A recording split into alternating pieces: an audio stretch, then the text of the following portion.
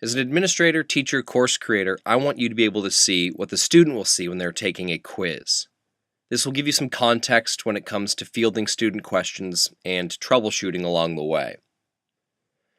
I've signed in as the fictional student John Smithers, and from this point forward, I will address you as though you were the student who is going to take the test within the course that we created in the previous lecture series. I will set this video lecture to free preview so you can show it to your students in your classes to help them with the process. All right, so first step, click on the course wherein the test is located.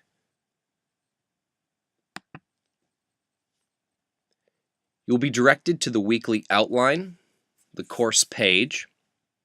Locate the quiz that you're required to take, and there are two ways that you can locate the quiz.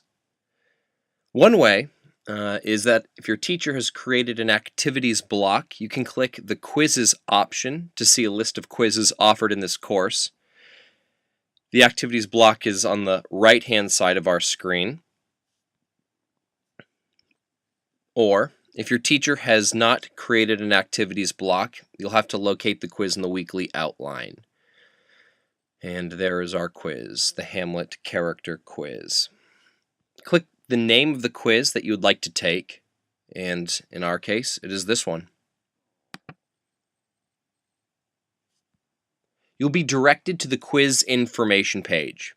Here you will see the name of the quiz, any directions your teacher has given you regarding the quiz, the number of attempts you have regarding this specific quiz, how long you have to take the quiz, how the quiz will be graded, and then an option to attempt the quiz right now. Other information may appear on this page based on how your teacher initially set up the assessment, but this is some basic information that you'll probably typically encounter. So let's select Attempt Quiz now. You'll be asked to confirm that you actually want to start the attempt. Select Start Attempt to start the attempt. That was redundant. All right, you'll be directed to the quiz, and it's going to look something like this. There are a few things I want to point out before we begin taking this quiz. In the upper left-hand corner of the screen, I want you to locate the quiz navigation block. It's going to look like this. A couple things about this block. On larger quizzes, you can use these numbers in the small boxes to navigate quickly between questions. So if you want to jump to question 5, you just click on 5. If you want to jump to question 2, click on 2. Since this is a really short quiz, that doesn't really help us. But if it were a longer quiz, this would be super useful. You also have the option underneath those boxes to finish the attempt. Click on this when you've answered all the questions and are sure you want to finish taking the quiz. And then under Finish Attempt, you see you've got a timer. This indicates how much time is left to take the quiz if your teacher has set a time limit. And so our time is counting down. All right, locate the first question on the quiz. Ours happens to be a matching question.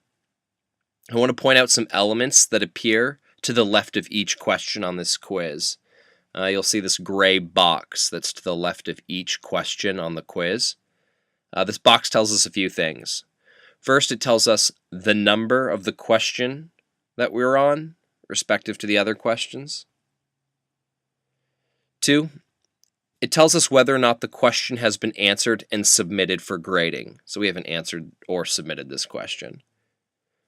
3, it tells us how many points this specific question is worth. And this may vary from question to question. So for instance, like question 1 is worth 3 points, and question 2 is worth 1 point, and question 3 is worth 10 points. So that's something to look for. And then finally, it says flag question. You can flag questions if there's an error in the text of the question, like a spelling error or grammar error, or if you wish to draw attention to the question when your teacher grades it. My students usually flag questions if I've misspelled the word. This allows me to go back and correct the error for future use. So I just wanted to point out all that information that appears next to each question on a quiz. All right, so let's actually take a look at the first question. At the very top of the first question, you're given specific directions as to how to answer this question. So the directions for question 1 read, match the character to a description of the character. And so we're given character descriptions in the body of the question. And then we're given drop-down menus next to each of those descriptions, and then we got to match the description to a character. That's how matching questions work. I'll do this real quick, and then we'll move on to question 2. So this character is a soldier. That's Bernardo. It's the first one to die in the play. It's Polonius. And this character watches Claudius during the murder of Gonzago. That's Horatio. So that's how you answer matching questions. You just read the description, and then in the drop-down menu, select the appropriate answer. All right, cool. Let's scroll down to question number 2. Question number 2.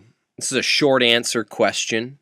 First thing we do is we read the directions at the top of the question. Who is the following character based on what you know of the play Hamlet? That's Ophelia.